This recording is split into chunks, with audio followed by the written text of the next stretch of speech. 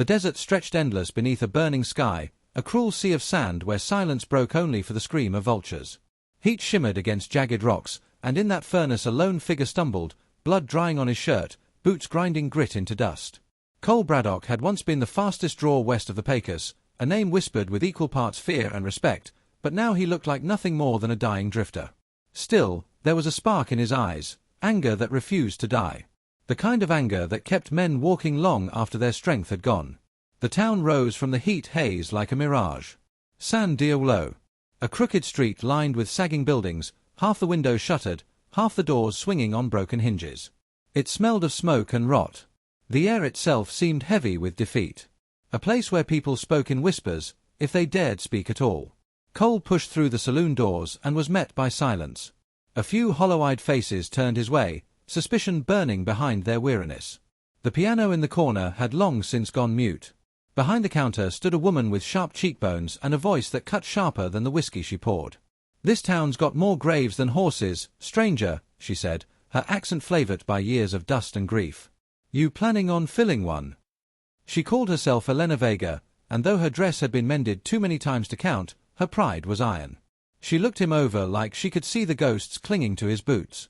Cole didn't answer. He slid into a chair, ordered nothing, and stared at the wood grain until his vision steadied.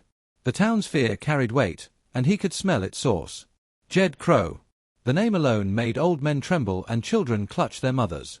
Cole knew it too well. Once upon a time he'd ridden with Crow in a gang known as the Vultures, leaving smoke and corpses in their wake. But Cole had walked away, after Crow's bloodlust burned too hot, after innocent lives were sacrificed, after Cole's own wife and boy had been caught in the firestorm. He had buried his guns with them, swearing never to carry the stench of death again. Yet here he was, back in the desert where the past never stayed buried. Elena's daughter peeked from the doorway, no more than 7. Eyes wide, unblinking, studying the stranger. She asked her mother in a whisper too loud to hide, "Is he the angel you prayed for, Mama?" The words cut deep. Cole had no answer, but Elena did. She pulled the girl close, muttered something about keeping her inside, and turned her suspicion back on him. He might have been their salvation, but he looked too much like damnation. That night, the town learned what kind of man he still was. Crow's riders came in fast, hooves hammering dirt, laughter sharp as broken glass. They didn't knock, they burst into the saloon with guns out and cruelty already in their eyes. Bottles shattered, chairs splintered, and the piano that hadn't played in years screamed one last note before collapsing in dust. One outlaw reached for Elena, another shoved her child aside, and that was when Cole's hand moved. The motion was quick, clean, inevitable. His revolver, thought buried, was back in his palm, and the sound of its bark tore the silence apart. One man fell. Then another. The room became smoke and screams, muzzle flash turning night to fire. Cole moved like a man who had never forgotten, his body remembering every duel, every kill. His shots were short, merciless, precise. When the smoke cleared, 3 men lay bleeding on the boards, red soaking into thirsty wood, and the rest fled into the night with curses on their tongues. The townsfolk who had hidden in corners emerged, blinking, gasping. Some stared at him with awe, others with dread.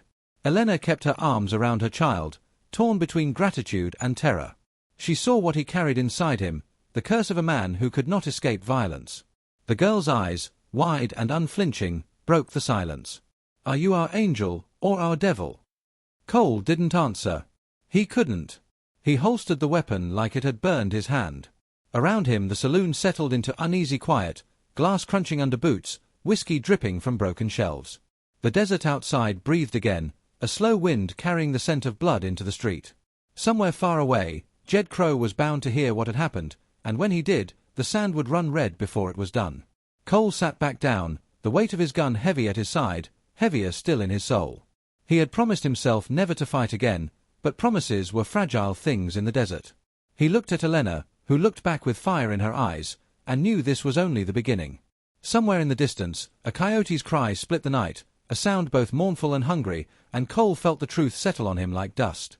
The past had found him, and this time, it would not let go. Jed Crow heard about San Diego before dawn. A rider, half dead from fear, stammered the news into his campfire circle. Cole Braddock had drawn his gun again. Crow listened without blinking, the firelight painting cruel shadows across his scarred face. He laughed, low and rasping, like gravel being ground beneath a boot. "The prodigal son returns," he said, more to himself than the gang gathered around. His men shifted uneasily. They knew the story. Crow and Braddock had once ridden side by side, a pair of wolves that tore through the frontier. But Braddock had walked away, and wolves don't forgive deserters. Crow's grin widened as he spat into the dirt. "We don't just kill the town. We burn it till even the bones turn to ash. Let's see if Cole Braddock can save ghosts." Back in San Diego, the streets trembled with preparations. The townsfolk, who had hidden their heads for years, now found themselves dragging crates, hammering boards, and counting every bullet. Fear lingered, but fear can harden into defiance when there's no road left to run. Elena stood among them, sleeves rolled, eyes sharp. She found Cole by the corral, fixing the worn leather of his holster. His movements were steady, but his face carried the weight of too many yesterdays. "You saved us once," she told him, her voice rough from exhaustion. "Now you owe us." Cole didn't look at her, only at the horizon where dust clouds might mean riders. "I owe nothing," he said, though the words tasted like lies. His past debts had never been paid, and the faces of his wife and child hovered at the edge of his vision whenever he closed his eyes. Elena stepped closer, refusing to let silence win. "Jed Crow took everything from you. He'll take everything from us, too, unless you fight. So fight like you've got nothing left to lose." Her words cut deep. Cole tied the holster to his hip, his hand trembling once before going still. "That's the problem," he whispered. "I've already lost it all." But he stayed, and that was answer enough. The day stretched thin with waiting.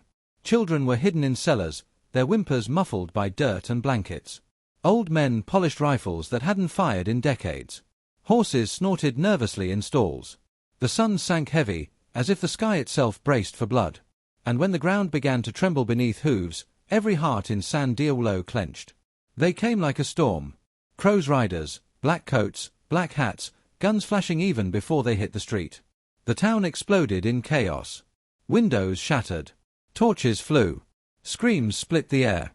Cole moved through it like a man born in violence, revolver blazing, his boots pounding the boards. Every shot was sharp, merciless, clean. Men fell into the dust, their lifeblood staining the earth darker than the shadows. Smoke swallowed the town. Fire licked at rooftops. Elena fought with a shotgun at the saloon door, her hair singed, her voice raw as she shouted orders. Cole carved a path through the gunfire, drawing men toward him, pulling Crow's wrath into his own orbit. The noise was deafening, the heat choking, but he moved with clarity, each pull of the trigger another step toward redemption or damnation. At last the crowd of riders thinned, their bodies sprawled across San Diego's single street. And then silence, thick, unbearable silence, until one man remained. Jed Crow. He rode slowly into the square, his horse black as a coal shadow, his eyes gleaming beneath the brim of his hat. He dismounted with the grace of a man who had killed too many times to hurry. The two men faced each other across the dust. Time stretched, brittle as glass. The world seemed to hold its breath. Crow smiled, showing broken teeth. "You should have stayed buried, Cole. But I'm glad you didn't. It ain't every day a man gets to kill his own brother in spirit." Cole's jaw tightened, but his voice was steady. "This ends here, Jed." They stood in the middle of San Diego, the desert wind curling dust around their boots. Every eye in town fixed on them, every prayer hung on the space between heartbeats. Hands hovered over holsters. Fingers twitched. The guns spoke almost together, twin roars cracking the air. Cole's shot found Crow's chest, ripping him back with brutal finality. Crow staggered, coughed blood, yet grinned even as he fell. "Guess the devil came back for me after all," he rasped, before the light left his eyes. Silence returned, broken only by the hiss of flames dying in the distance. The town, battered but alive, gathered slowly from the shadows. Cole lowered his weapon, his arm trembling. The weight of years seemed to fall from him, leaving him hollow but free. Elena approached, her face streaked with soot, her daughter clinging to her skirts. The little girl stepped forward, clutching a tiny wooden cross. She pressed it into Cole's hand. "For your family," she whispered. "Now they can rest." Cole swallowed hard, the gift cutting deeper than any bullet. He nodded, unable to speak. The girl's eyes were clear, unafraid, as though she saw something in him worth saving. As dawn broke, the smoke lifted, revealing the broken town still standing against the desert's cruelty. Cole stood at its edge, looking westward. He had no illusions, his sins remained, heavy as the revolver at his side. But somewhere in that blood-soaked sand, he had clawed back a piece of his soul. The wind rose, carrying the scent of ash and iron, and with it a voice that felt like narration itself. Blood soaks the desert, but redemption is rarer than gold. Maybe Cole Braddock found it here. Maybe we all will, if we're willing to face the devils we carry. He walked into the horizon, the sun burning red above him, the town's eyes following his shadow until it vanished into light. And to those who watched, the story was not just his but theirs. If this tale stirred you, don't let it vanish like dust on the wind. Like, subscribe, share your thoughts, because every story, no matter how bloody, deserves to be heard.